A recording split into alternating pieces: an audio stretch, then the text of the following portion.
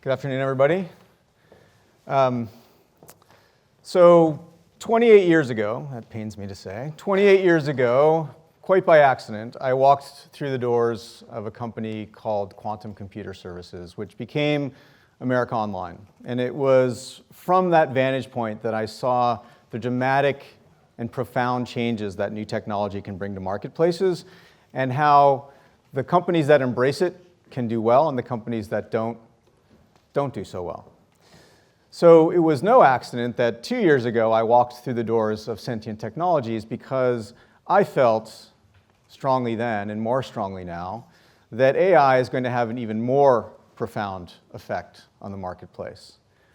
And I wanted to be part of that, back in the epicenter of change. So when I arrived at Sentient Technologies, we had some incredible AI technologies, and we were looking for where we would deploy them. We had done some work in trading, we had done some work in healthcare, and commerce seemed to be a great place. So there was a lot of data, there's a lot of customer interactions to learn from.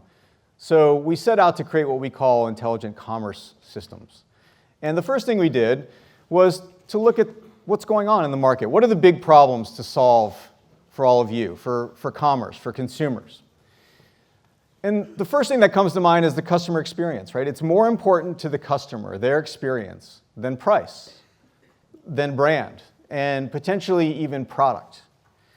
And how are we doing at meeting those demands of that consumer experience? Well, in 2006, when broadband was starting to become widely available, and we finally got our multimedia interfaces and we could display audio and video, we thought we had it made, right? We were finally going to be able to engage the consumer the way that we wanted. And 10 years later, things don't look that different, right? We're spending a lot of money on analytics to understand the customers. We're integrating payment systems in all sorts of ways to try to make things better for the consumer. But how are we doing, really? Anybody know this number? 3%. The global average conversion rate for an e-commerce site is 3%. So, said another way, we have a 97% failure rate in engaging our customers, right? Even when they come to our front door, even when they spend time in our online stores, even when they add products to the cart, we're losing the vast, vast majority of customers. Why? Why is that? And what can we do to change it? Well, so we first look at what's going on, right? We are asking a lot of consumers. We force them to do all of the work. Despite all these changes, despite all these investments, most online stores are just a graphical user interface over a database. And the way we ask the customer to interact with our database is by making them do the work. Search, browse, click buttons, try to narrow the field to a number of tractable items that you can look through in a reasonable amount of time and maybe find one to buy. Right? Additionally, the interfaces that we use to engage the consumer, we don't know that much about what's working. We spend a lot of time creating new sites, trying new technologies, maybe doing some A/B testing, but we really don't know how to move the needle. Because if we did, I think we'd be doing much, much better. So these are the two problems we set out to solve at Sentient. So the first thing we said is, okay, if we're going to change the way that people interact with our products, we have to get rid of all of the things that cause them work. Right? We have to get rid of these filtering systems. We have to get rid of the search boxes. We have to let the products speak for themselves. We don't want to have to live in a world confined by metadata and tagging and the mistakes that are engendered by those things. And we also have to create intelligent systems that have nuance, that can answer the question, what does the customer mean? Not what they say, but what do they really mean? And can we understand the consumer's intent in real time, not looking at data from past transactions, not looking at associated data from friends or people like me, but what does the consumer really want right now, and how can I help them find it? And so was born a product called Sentient Aware. So Sentient Aware is a computer vision product. It understands products at a very, very granular level visually. So when you come across this product in a retail environment or an e-commerce environment at places like Skechers, at places like shoes.com, and you select a product, what the AI is doing is it's breaking this product down into hundreds of vectors of analysis. It's trying to understand, what does it look like? What's the shape of the toe? What's the height of the heel? What is the fabric like? What are the textures like?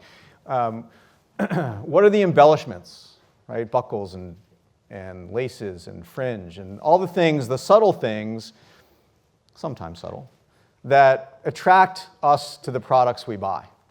And can we understand those things in real time? And the answer is yes. We can use the visual elements of these products to actually be the search methodology, not Boolean search, not text, but the actual visual elements. So you click on a shoe, we look at those visual elements, we then look in the catalog and we find some of those features that are the most prominent, and we bring you back an array of additional choices. And we say, make another choice. Tell us what you like about this array. And you make another choice.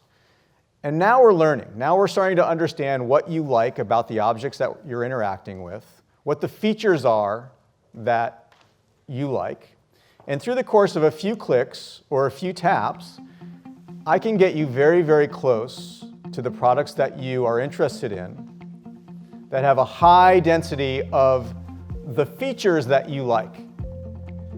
And in doing so, we're creating a much, much easier way to shop, online, desktop, mobile, and creating better customer satisfaction, better average order value, better return visits. All the things that we were hoping to have happen are coming to pass. And this product can work for many, many products visually, right? So today we're deployed on shoes. We just deployed on a eyeglass retailer.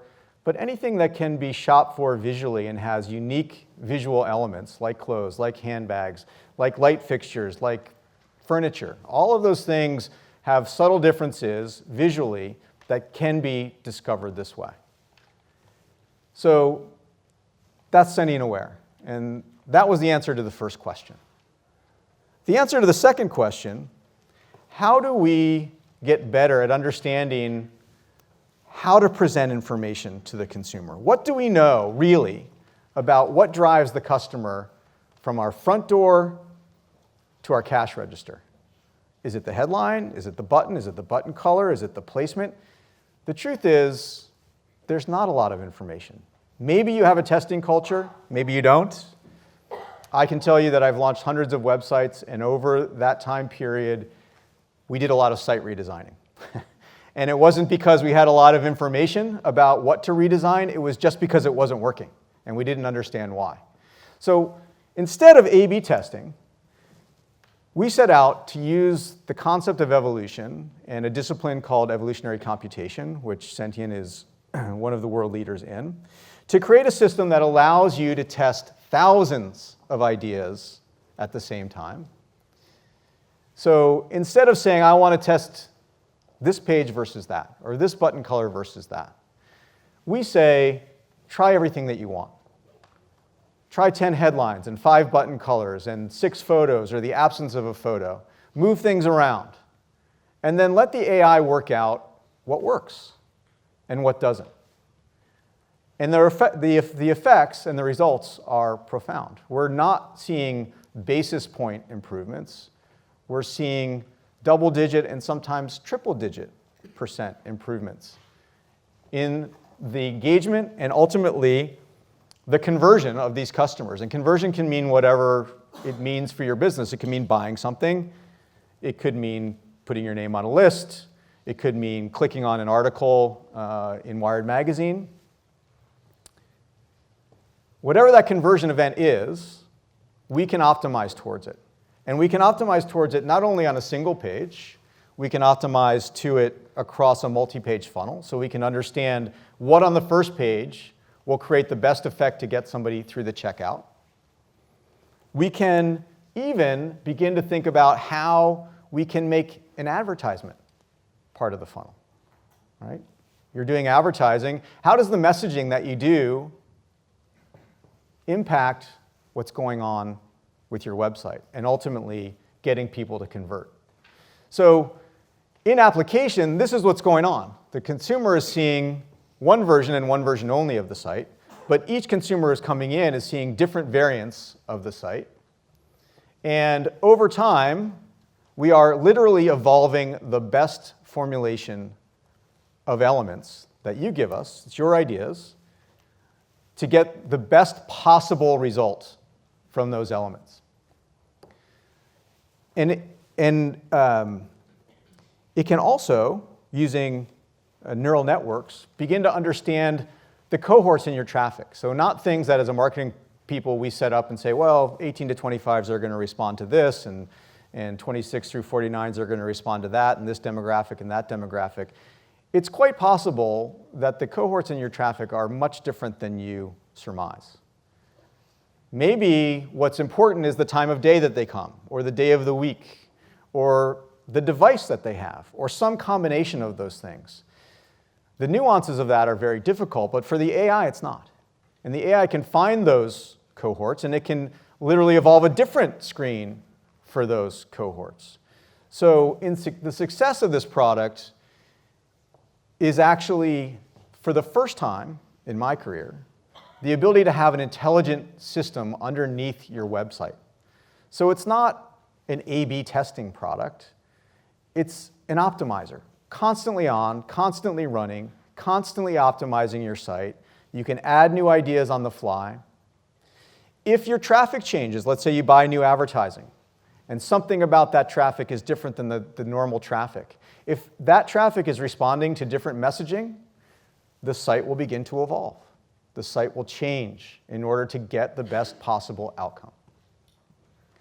And all of that can happen through a very simple interface that utilizes your HTML and your CSS to just put those changes in the system and let them evolve. So lastly, I want to give you a sort of a little glimpse of the future. So this is something that we're working on. This concept is to be able to use both the kinds of systems that I just talked about, visual systems as well as evolutionary systems, to help the consumer have a better experience when they're creating things. So there's a few sites now that allow you to create your own shoes, dresses, handbags. The challenge is that there are 67 billion possible combinations for that shoe based on the inputs that I can, the changes that I can make. The problem is that most of them are ugly. And that's not great for the consumer.